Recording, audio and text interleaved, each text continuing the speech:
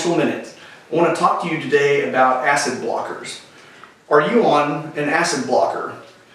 These medications are also known as Protonix, Prevacid, Prilosec, Zantac, Pepcid. Those are the main ones we see, and this is an extremely common medication that's prescribed in the United States, probably in the top 3 that were prescribed. Reflux, also known as heartburn, is not always an overproduction of acid in your stomach. Typically, it's an underproduction of acid or an imbalance of acid production. And commonly, we have these problems, we go to our doctor, and we get prescribed an acid blocker. And then 20 years later, we're still on the acid blocker because we've tried to go off the acid blocker and we have more reflux or heartburn. And so what I want to talk to you today about these medications are the possible detriments that these have on our body. God made us to have a highly acidic stomach. It's there for a reason. And so the acid in our stomachs breaks down food. You have to have your food broken down to be absorbed further down in your intestines. If it's not broken down, you're going to have bigger food particles getting down there, and that can cause problems with absorption and even food allergies, or also inflammation in your gut lining. Also, the acid in our stomach kills bugs.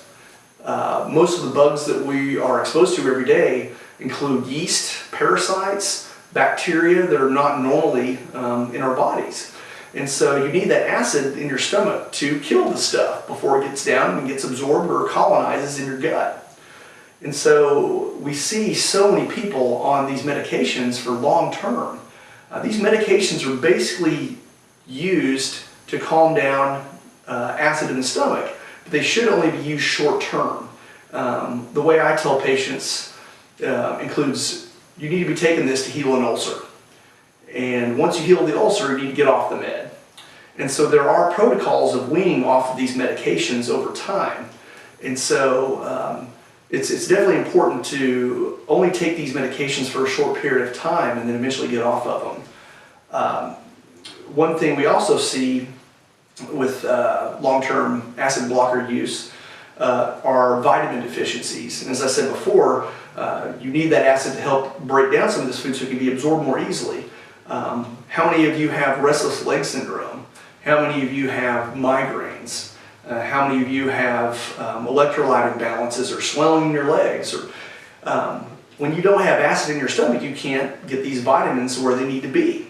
And so I read a case study a couple of years ago about a patient who had restless leg syndrome.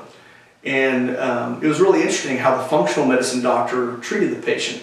He basically got them on a protocol to get them off the acid blocker, and then over time replenished their gut lining with certain supplements, and then put them on a good regimen of food and supplements to help replenish the B vitamins that were lost over multiple years. After that time, the patient had no more restless leg syndrome. Restless leg syndrome in that case was not a requip deficiency, it was a B vitamin deficiency. So that was a very interesting approach and the correct approach to that. So anyway, thank you for allowing me to rant on acid blockers. I rant on it with most of my patients, and I hope you get something out of this today. So please feel free to comment at the bottom of our page. Thanks.